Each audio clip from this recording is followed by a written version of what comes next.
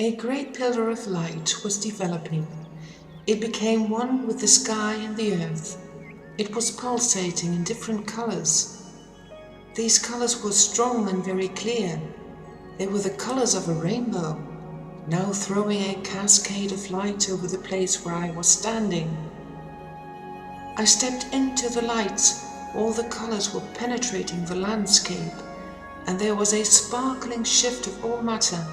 Through the colors that were like a psychedelic dance of light, I saw a new landscape emerge, a landscape that seemed to be coming from the interior of the earth.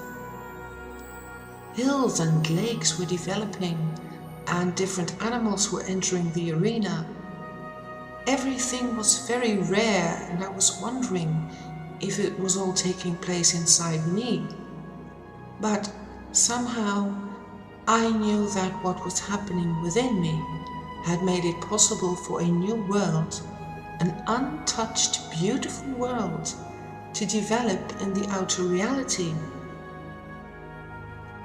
With my new abilities, I had made it possible for my inner reality to develop and become real.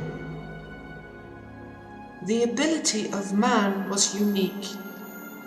I understood why certain gods had put humanity in quarantine and sealed the planet. This was a dream, a reality that was outstanding, that man was on its way to recapture its place in creation. In other words, accepting their true selves and daring to go all the way.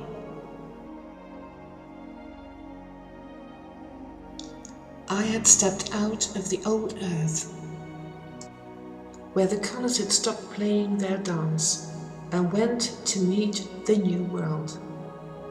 There I met others that had dared to do the same thing, dared to take a step into the unknown. When I turned and looked towards the sky, where the angels were singing to praise the new earth, and the new man who would now live in harmony with her and other creatures. Oh, the Garden of Eden had returned. We had avoided chaos and annihilation, and created a new harmonious moment for all creatures of this universe. The big heart had returned. The big crystal heart was heard all over the neighborhood. The crystal heart had existed on Atlantis, but was withdrawn when the manipulation and decay reached the world of Atlantis, once so pure. Now the heart was once again there, and I felt a wild joy when I recognized the sound of the crystal heart.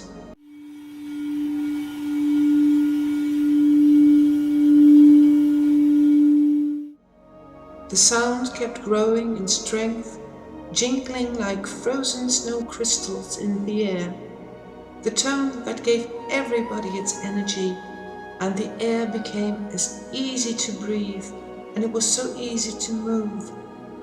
It felt like floating above the ground. The body felt bright and light, yet firm and solid. A meekness lay all around all the creatures that I met. The trees were also emanating this light as frosted grass on the ground. It was a fantastic world, and I was sharing this with many, many others. I started wondering, where were those that with whom I didn't share the same experience? It then felt like I was sinking back a little into my previous limitations, and I could see many people walking close to me, but they didn't seem to see me. They were all there simultaneously in the era I had just visited.